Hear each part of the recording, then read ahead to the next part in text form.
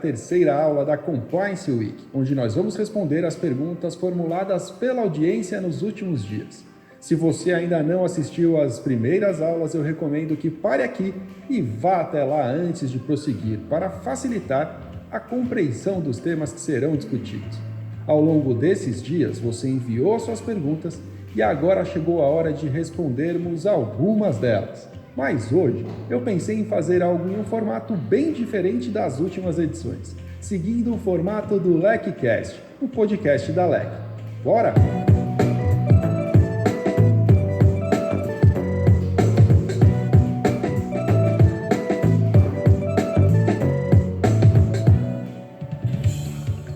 Olá, seja bem-vindo ao LECcast número 36, uma edição especial para a Compliance Week. Esse treinamento online e gratuito oferecido pela LEC para quem quer descobrir como implementar um programa de compliance partindo do zero. Ainda dá tempo de se inscrever e se você tiver interesse basta acessar complianceweek.com.br. Eu sou Márcio Calai e o meu convidado de hoje é o professor Alexandre Serpa, que é diretor de Compliance Latam. Fala, Serpa, seja muito bem-vindo ao LECcast. Boa tarde, Márcio. Legal, Serpa, mais uma vez aqui juntos para tirar as dúvidas da nossa audiência na Compliance Week, nessa aula que nós já fizemos juntos algumas vezes. Nos últimos dias, nós apresentamos para quase 30 mil inscritos os pilares do programa de compliance e, naturalmente, muitas dúvidas surgiram. E é por isso que eu fiz questão de te convidar para a gente tirar essas dúvidas juntos. Antes da gente entrar nas dúvidas da audiência, como eu conheço as dúvidas que se repetem muitas vezes, eu já preparei aqui um bate-bola rápido para a gente contar um pouquinho da nossa experiência com compliance e ajudar a ilustrar para as pessoas como foi com a gente e como eventualmente isso também pode acontecer com elas. Então, para começar, eu queria te perguntar sobre formação. Qual a sua formação, Serpa? Eu sou formado em Ciências de Computação. Trabalhei muito pouco tempo na área. Depois eu fiz uma pós em administração de empresas, com ênfase em administração financeira. E depois, no final, eu acabei fazendo certificações em compliance e certificações em investigação de fraudes. E hoje eu me dedico um pouco a aprender algo sobre inteligência artificial, mas ainda para o futuro e não para aplicação direta na nossa profissão. Legal. Eu, como já contei aqui outras vezes, sou advogado, me especializei em processo civil, fiz mestrado em ciências jurídico-forense, depois fiz um MBA em gestão, empreendedorismo e marketing e basicamente essa é a minha formação acadêmica. Qual foi seu primeiro contato com compliance, Serpa? Eu estava na Novartis, voltando da matriz na Suíça, chegando aqui no Brasil. À época eu era gestor de controles internos, Sarbanes-Oxley, e literalmente na semana que eu cheguei de volta no Brasil, foi definido pela gestão mundial que os países BRIC, Brasil, Rússia, Índia e China, teriam um compliance officer full-time, dedicado, que não era o caso até o momento. E foi muito feliz porque eu acabei sendo escolhido pela gestão local por conta, do conhecimento que eu já tinha dos processos da empresa, que é uma coisa bastante importante, a gente sempre fala isso, conhecer bem a empresa, e 2, que era a facilidade que eu tinha de conversar com todos os níveis da organização, né? Desde a alta administração até as pessoas que estavam na operação. Então foi em 2010 que eu tive esse primeiro contato. Bacana. Eu já contei minha história aqui, não vou ser repetitivo, todos sabem que eu passei vergonha em uma reunião e tive que descobrir na marra o que era compliance, então essa história já foi contada. Mas quando você descobriu, Serpa, que compliance era para você, ali foi seu primeiro contato, mas em que momento você falou, realmente isso é o que eu quero para mim? Eu gosto de dizer que foi no decorrer dos 2 anos seguintes, né? Quando eu acabei entendendo tecnicamente o que era o assunto, gostei de entender o que é, porque no final é gestão de riscos, né? É pensar naquilo que a gente pode fazer para evitar problemas no futuro. E 2, conversando bastante com as pessoas que foram meus primeiros contatos, né? Vários deles, pessoas que a gente conhece muito bem hoje aqui no Brasil, no mundo compliance, e eu percebi que tinha uma variável muito humana, muito de psicologia, não necessariamente psicologia, mas de comportamento humano, né? E eu acabei gostando disso porque me trazia um desafio de algo que eu não era especialista até então, não que eu seja especialista hoje, mas hoje eu já entendo melhor aquilo.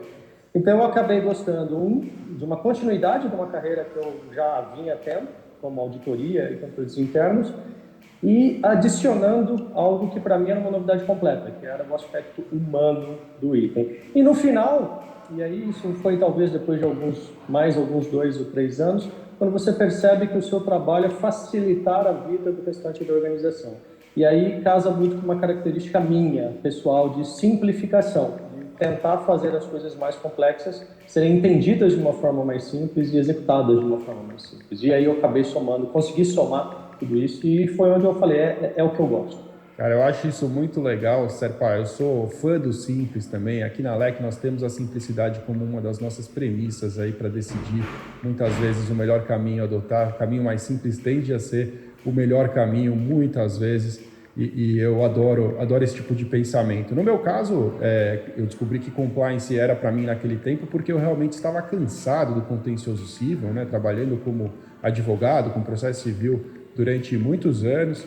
E eu estava buscando caminhos consultivos, então eu já atuava no societário, trabalhava fazendo contratos também, e quando eu tive a oportunidade de ter contato com essa nova área ali, em 2012, eu percebi que compliance poderia ser uma alternativa consultiva, bastante promissora, porque ainda podemos chamar de novo compliance no Brasil, então havia poucos players ali para disputar uma posição como advogados na área de compliance, e eu entendi que eu poderia me encaixar ali, depois de ter realmente o primeiro contato técnico, fazendo o curso de compliance anticorrupção na ALEC, aí eu tive certeza mesmo que aquilo era para mim, seja pelo meu perfil de comunicador, que eu naturalmente sou, gosto de treinar as pessoas, de me comunicar, isso é algo que me fascina, e até mesmo por uma agenda positiva que é possível encontrar de transformação cultural, de levar as pessoas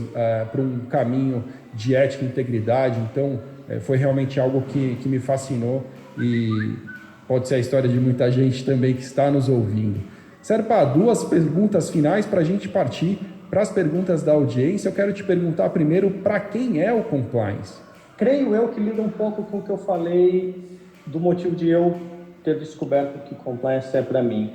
Compliance é para quem gosta de resolver problemas, e o problema que eu digo não é a corrupção, não é a materialização do risco. O problema é como transformar algo que é visto por muitas pessoas como um tema árido, um tema difícil, um tema técnico, em algo que pode ser entendido por todos.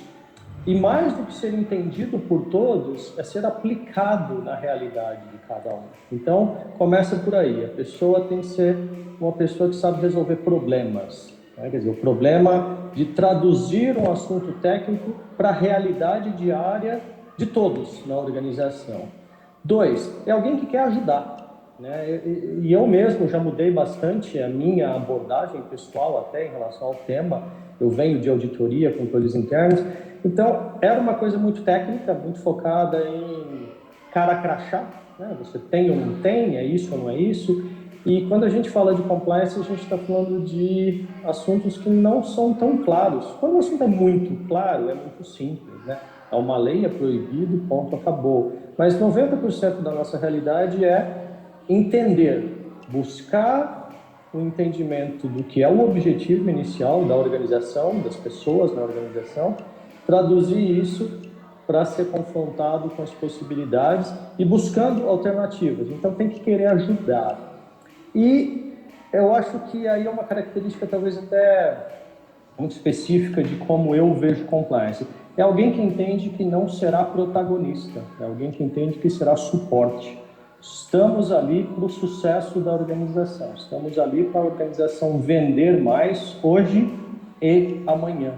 Então, a nossa busca é por essa incessante progressão no sentido da empresa ser sustentável. E isso, para mim, então, somando essas 3 características, é para essa pessoa, para essas pessoas que acompanham. Eu acho que restou muito pouco para eu dizer, eu quero só concordar realmente com esses pontos que você colocou, acho que faz todo sentido. Se eu posso acrescentar algo, eu diria que compliance é para quem gosta de pessoas, nessa medida em que você coloca ajudar. Eu acho que você tem que acreditar nas pessoas e acreditar que as pessoas podem ser melhores e que o seu trabalho pode trazer realmente uma transformação cultural dentro de um ambiente e partir desse pressuposto de ajudar é, sem dúvida, muito importante, né? Então, realmente, eu acho que você tem toda a razão. E aí, Serpa, eu ia te perguntar para quem não é o compliance, na sua opinião? E eu acho que é uma continuidade, né? É um contínuo que a gente acabou falando da qualidade, para quem é. Se você exagera demais nessa questão de eu quero mudar o comportamento, eu quero mudar a forma de pensar das pessoas, você pode chegar no limite de querer ser o guardião da moral e do bom costume, de ser a única pessoa correta, ou a única pessoa que tem a opinião certa. Então, primeiro, este tipo de pessoa não é para quem compliance foi criado e não deveria trabalhar com compliance, porque o seu trabalho não é ser guardião de moral e bom costume, seu trabalho não é ditar ética, seu trabalho é garantir que existe um processo, né, um sistema que leve as pessoas que têm vontade ou que estão abertas a entender o que é melhor para a empresa, para ela, em consequência para a sociedade, fazer sim o melhor que pode fazer dentro daquele espaço da sua função. E também compliance não é para a pessoa que acredita que a nossa vida é spotlight e é pompa e circunstância o tempo todo, né? Eu acho que a gente começou a ter mais fama no Brasil por conta das operações da Polícia Federal, por conta da nova lei, mas isso é uma coisa bastante pequena dentro da realidade do nosso trabalho. O nosso trabalho ele é bastante árduo, né? O nosso trabalho ele tem atividades transacionais, atividades repetitivas. Uma pessoa que acha que só terá pompa e circunstância, só discutirá a estratégia da empresa o tempo todo, só discutirá problemas cabeludos o tempo todo, não. Nós temos uma profissão como todas as profissões, com altos e baixos, com coisas repetidas. Isso não é ruim, isso é um fato. E é o grande ponto. E voltando à qualidade da pessoa que quer resolver o problema, quanto mais ela simplificar e mais ela resolver esses problemas que são os repetidos ou os repetíveis, ela mais tempo terá para aquilo que é nobre, para aquilo que é interessante. Então, é uma retroalimentação, né? Quer dizer, se você garantir que você faz o seu trabalho bem feito, ele se torna mais interessante. Se você não pensar em fazer seu trabalho bem feito, você o torna menos interessante. É meio que cabe a nós mesmos ditarmos o nosso futuro enquanto profissão dentro das empresas. Você tem toda a razão, Serpa, e realmente compliance não pode ser sempre o centro, porque se isso realmente acontece, algo de errado existe nesse ambiente corporativo, né? Compliance não pode ser só as grandes investigações e os grandes escândalos, senão realmente isso pode ser um problema. Eu acrescentaria, com perdão da obviedade, que compliance não é para pessoas que acreditam em soluções mágicas, em dinheiro fácil, ou mesmo para pessoas que tenham pouco compromisso com a conduta ética. Talvez compliance não seja para você, mas nos outros casos, compliance é uma área maravilhosa e eu tenho certeza que muita gente ainda vai se encantar com ela, assim como eu me encantei, como o Serpa e tantos outros grandes profissionais do setor. Serpa, partindo para as perguntas da nossa audiência aqui, eu separei 4 para a gente poder bater um papo, alguns são comentários, outros são perguntas especificamente. A primeira delas vem do Cláudio Miranda, ele diz assim: fiquei na dúvida, pois acabei entendendo que o conceito de compliance foi ampliado para todo o sistema GRC, governança, risco e compliance. Isso é real? E aí, Serpa? O que eu acho que acontece aqui é um pouco do efeito que nós começamos pelo micro e agora estamos vendo o macro. E não tem nada de errado nisso, tá? Foi a natureza de como o processo começou aqui no Brasil. Então, nós começamos a falar de compliance como se compliance fosse o maior, né? A primeira coisa, quando, na verdade, compliance é um dos itens dentro de governança, então, tanto que GRC, compliance, é um item. E se você pensar de uma maneira até um pouco mais simples, Compliance é a gestão de riscos, né? Você pensa no COSO, o modelo do COSO, não vou entrar em detalhes, mas ele tem 4 domínios. Um dos domínios é conformidade a leis e regulamentações, que é compliance. Então, não, eu não creio que compliance foi expandido dos outros temas. Na verdade, hoje nós estamos entendendo que compliance é parte de algo maior, né? E cada um desses componentes, ele tem um escopo, cada um deles tem uma metodologia, um framework, um regramento legal e regulatório, um marco legal e regulatório diferente, mas são todos interdependentes e complementares. Então, cabe a nós, eu acho que é exatamente isso, entender a organização. Eu não sou especialista em governança, temos especialistas em governança, mas basta olhar, por exemplo, materiais como o material do IBGC, Compliance à Luz da Governança, essa explicação está bastante clara lá, né? Somos um dos componentes. Eu acho sempre importante a gente tocar nesse assunto, Serpa, porque a despeito de hoje em dia ser cada vez mais importante que o profissional de compliance consiga entender um pouco do todo, né, desse universo de governança, de riscos, é importante não confundir as coisas, né? É importante deixar claro que são assuntos diferentes, que andam juntos e, de fato, sem dúvida, compliance é uma parte deste processo, mas não como entendeu a princípio aqui o Cláudio. A Juliana Costa manda uma pergunta também. Ela diz assim: olá, Márcio, por favor, gostaria de aconselhamento sobre como implantar um sistema de compliance em cidades do interior, onde ainda existe tanto preconceito com o novo. O que você pode dizer, Serpa? Você tem dificuldades de aceitação do novo em qualquer lugar, né? Nas grandes capitais também.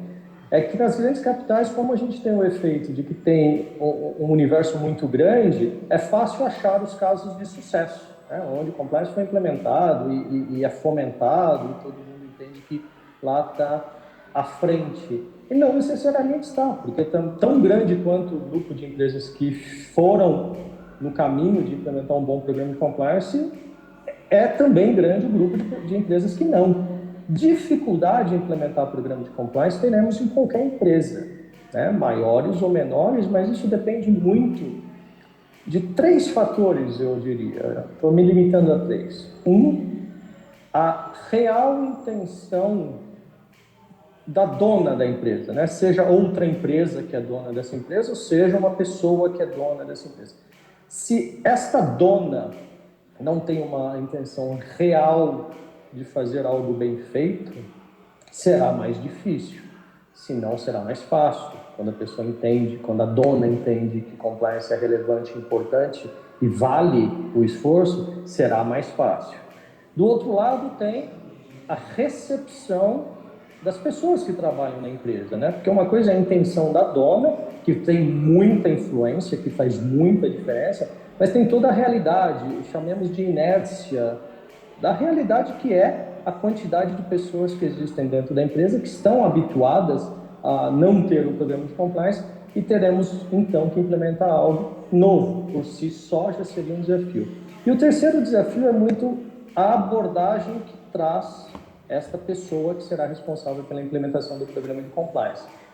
São várias abordagens possíveis e eu estou pensando realmente só nas positivas, né? Quer dizer, a pessoa quer fazer algo bem feito, mas temos que entender o momento, a realidade, o ambiente, as possibilidades e separar as coisas em curto, médio e longo prazo. E talvez essa seja a dificuldade maior. Eu quero aqui dar só um pitaco na visão do consultor externo, do advogado que tem esse desafio também de implementar um programa de compliance ou de vender programas de compliance ou serviços em compliance no interior. E aí 2 pontos interessantes, né? O primeiro deles é que se existe menos procura ou um universo ainda mais inexplorado, da mesma forma também existe um número menor de concorrentes e isso acaba sendo um diferencial importante, o timing de quem sai na frente. Então pense nisso. E o ponto número 2 é, se você pretende fazer isso, a minha recomendação é que você comece pelo óbvio, pelos casos mais simples, mais fáceis de alcançar um resultado efetivo. Então, empresas que vendem para governo provavelmente vão se interessar mais pelos seus serviços, né? Empresas que eventualmente sejam subsidiárias de outras empresas maiores, ou mesmo empresas que estejam na cadeia produtiva de grandes empresas, também tendem a ter mais interesse inicialmente em contratar serviços em compliance. Você tocou num assunto importante, porque é uma questão de densidade, né? A densidade de empresas é menor, a densidade de concorrência é menor, a densidade talvez de informação e disseminação talvez seja menor, mas a quantidade continua lá, só espalhada num espaço maior. Tem um comentário aqui, Serpa, do Clério Aguiar Júnior, é um comentário um pouco longo, vou tentar dar uma resumida aqui, mas basicamente ele diz assim: boa tarde, sou presidente de uma ONG, estou buscando conhecimentos para implementar um programa de compliance, não pretende fazer transição de carreira, como é o caso de algumas outras pessoas, e ele faz parte da alta administração. Então o que ele diz assim: estou assustado com a complexidade, ou que me parece ser um volume de trabalho e documentos que formalizariam isso. E às vezes fico em dúvida se isso não seria somente para grandes empresas com muitos funcionários. As empresas patrocinadoras de nossas ações têm demonstrado interesse que tenhamos e tenham respondido que estamos implementando. Peço esclarecimentos sobre essas dúvidas. Compliance é só para empresa grande, Serpa? Não, claramente não, até porque compliance é gestão de risco, e gestão de risco se aplica a tudo, né? Se aplica a nós quando nós saímos de casa de manhã. O grande ponto é, numa empresa com menos recursos, você tem que planejar melhor aquela quebra que a gente comentou anteriormente, curto, médio e longo prazo. E longo prazo, nós podemos falar de 5 anos. Então, quer dizer, sim, há uma quantidade de trabalho enorme, há 8, 9, 16 pilares, dependendo do modelo que você use, há pelo menos 20 políticas aí que seriam um grupo básico de políticas.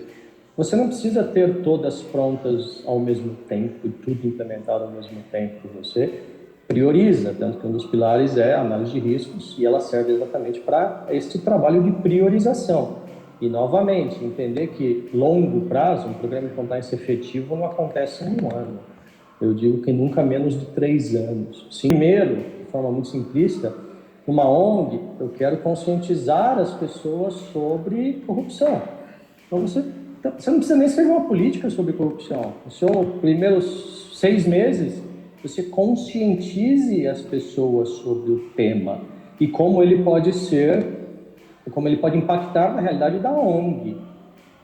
Você começou a implementação de plano de compliance, você vai ter, eventualmente, muito mais efetividade em comunicar e conscientizar por 6 meses do que você teria em escrever 4 ou 5 políticas já de presentes, relacionamento com o órgão público, corrupção, e enviar por e-mail para todo mundo em uma semana.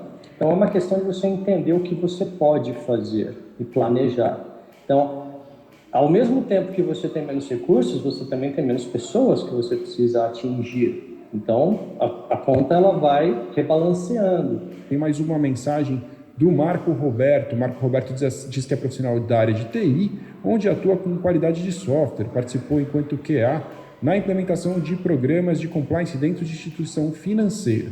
Sempre me identifiquei com a área, em 2020 me formei em Direito e resolvi migrar definitivamente para a área de compliance. Apesar da idade, estou confiante que conseguirei fazer esta transição em minha carreira. Agradeço pela oportunidade de estar participando. Marco, eu vou passar a palavra ao Serpa, mas eu já quero te tranquilizar em relação a isso. A média de idade das pessoas que atuam em compliance, hoje, ao menos, ela é mais elevada. É normal que isso aconteça. Como não existe uma graduação específica para compliance, as pessoas que decidem migrar de carreira já tiveram uma outra iniciativa em um outro segmento. Isso é absolutamente normal e aceitável, é recorrente por aqui. Talvez, a partir de agora, com compliance criando realmente uma história no Brasil, as pessoas passem a se formar já com esse pensamento, e também é um movimento que a gente começa a ver por aqui na LEC, principalmente, onde os estudantes, né, de graduação já procuram os cursos na LEC para concluir um curso pensando em se dirigir para uma carreira em compliance. O que você pode falar sobre migração de carreira e a idade média aí do mercado, Serpa? Eu acho que idade será consequência do que eu vou complementar do que você falou, Márcio. Ao mesmo tempo, né, você tinha no passado gente que já tinha muito tempo de experiência, porque compliance era novo, então ninguém estava pronto para, então você sempre pegou alguém já fazendo outra coisa. Hoje está mudando um pouco, como você mesmo citou, já tem gente começando em compliance, mas temos que lembrar uma coisa: o tema a profissão está evoluindo, os programas estão evoluindo, os riscos evoluem. Então, um risco que eu não tinha ontem, eu terei amanhã. E para esse risco, eu não tenho ninguém formado naquele tema em compliance, mas eu tenho alguém formado naquele tema em outra carreira. E eu vou trazer essa pessoa para dentro de casa. Segurança da informação, privacidade de dados é um exemplo hoje, é um exemplo cabível hoje. Então, sim, tem muita gente que tem experiência em compliance, por exemplo, eu, muitos anos de experiência em compliance, zero em privacidade e segurança da informação. Então, se eu tivesse que contratar alguém para o tema, né, para esse subject matter, para esse item específico do meu programa, eu muito provavelmente buscaria alguém que não é um profissional de compliance hoje. Então, traria alguém de fora, como você citou, alguém já experiente e provavelmente com mais idade. Então, não, eu vejo isso naturalmente acontecendo o contrário. Quando a gente vai maturando os programas de compliance, adicionando as camadas de riscos, muito provavelmente eu vou entrar em assuntos que são novos, inclusive para a comunidade de compliance. E isso naturalmente também traz pessoas de fora que serão mais experientes. Serpa, obrigado demais por um bate-papo incrível como sempre, direto ao assunto, como a gente tem feito ao longo desses anos na Compliance Week, cara. Foi um prazer ter você mais uma vez aqui no LikeCast. O prazer é meu e bem-vindo a você que começa em Compliance hoje. A partir de agora, eu quero propor a você a chance de transformar a sua carreira conhecendo a fundo todos os aspectos teóricos e práticos necessários para atuar como um profissional de compliance em empresas, consultorias, auditorias ou escritórios de advocacia. O curso online de Compliance Anticorrupção da LEC abrirá suas inscrições na próxima terça-feira. Fazendo o curso, você terá a chance de obter, sem qualquer custo adicional, uma CPCA, a Certificação Profissional em Compliance Anticorrupção, que é idealizada pela LEC e operada em parceria com a FGV Projetos. No próximo vídeo, que vai ao ar na terça-feira às 9 horas, eu vou explicar em detalhes como você pode se inscrever para participar do curso, o investimento, o limite de vagas e a garantia incondicional da LEC. Como o número de participantes nesta Compliance Week atingiu números impressionantes, mais precisamente 28.214 pessoas, quero garantir que você, que me acompanhou até aqui, consiga realizar a sua inscrição, pois serão apenas 60 vagas por turma, justamente para que possamos atender os alunos com a mesma atenção e qualidade da versão presencial do curso. Assim, se você já decidiu prosseguir nesta jornada em compliance comigo e quer garantir uma vaga, clique no botão aqui embaixo